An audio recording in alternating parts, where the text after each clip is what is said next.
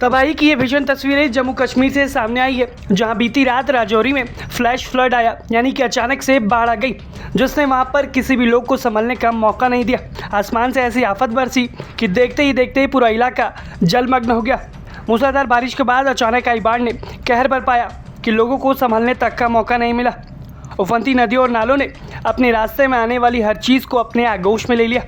गाड़ियाँ खिलौनों की तरफ बहती दिखी, पूरा का पूरा बस स्टैंड ही बह गया और कई मकान क्षतिग्रस्त हुए। सड़कों पर पानी का सैलाब उमड़ा कि चारों तरफ सिर्फ तबाही का मंजर दिख रहा। तबाही की ये तस्वीरें जो वहाँ से सामने आई है, वो इस त्रासदी की भयावहता बयां करती है, जहाँ लोगों की चीख पुकार और जान बचाने की जद्दोजहद साफ दिखाई दे रही। दरअसल लगातार हो रही बारिश ने पूरे राजौरी जिले में बाढ़ जैसे हालात पैदा कर दिए। नदी नाले खतरों के निशान से बेहद ऊपर बह रहे हैं और कई निचले इलाकों में पानी भर चुका है।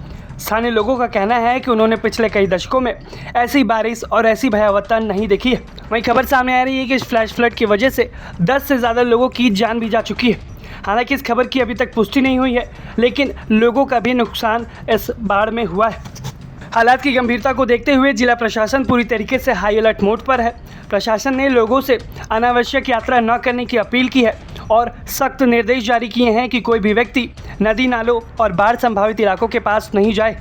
नदी किनारे रहने वाले लोगों को विशेष रूप से सतर्क किया जा रहा है और उन्हें सुरक्षित स्थानों पर ले जाया जा रहा है।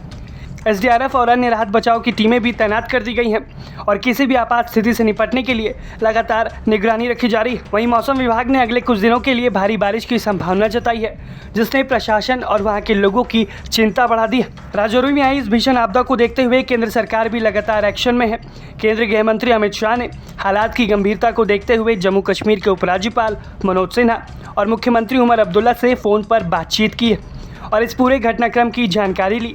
गृहमंत्री अमित शाह ने प्रभावित इलाकों में चल रहे राहत बचाव कार्य की समीक्षा की और उन्होंने राज्य को भरोसा दिलाया कि केंद्र सरकार इस संकट की घड़ी में जम्मू कश्मीर के साथ मजबूती से खड़ी। गृहमंत्री ने कहा कि प्रभावित लोगों की सुरक्षा और राहत सरकार की सर्वोच्च प्राथमिकता है। अधिकारियों को निर्देश दिए गए हैं कि राहत कार्यों में किसी भी तरीके की कमी नहीं आए। यदि ज़रूरत पड़ती है तो अतिरिक्त केंद्र सहायता भी तुरंत उपलब्ध करवाई जाएगी।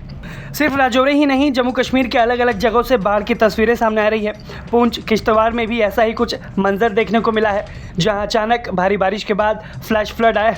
सड़कों पर बहता हुआ ये पत्थर मलबा दिखाता है कि ये बाढ़ कितनी भयावह है। वहीं इस आपदा में कई लोगों के गायब होने की भी खबर है, जिनको लेकर सर्च और रेस्क्यू ऑपरेशन अभी चलाया जा रहा है। फिलहाल राजौरी में हालात बेहद चुनौतीपूर्ण बने हुए हैं।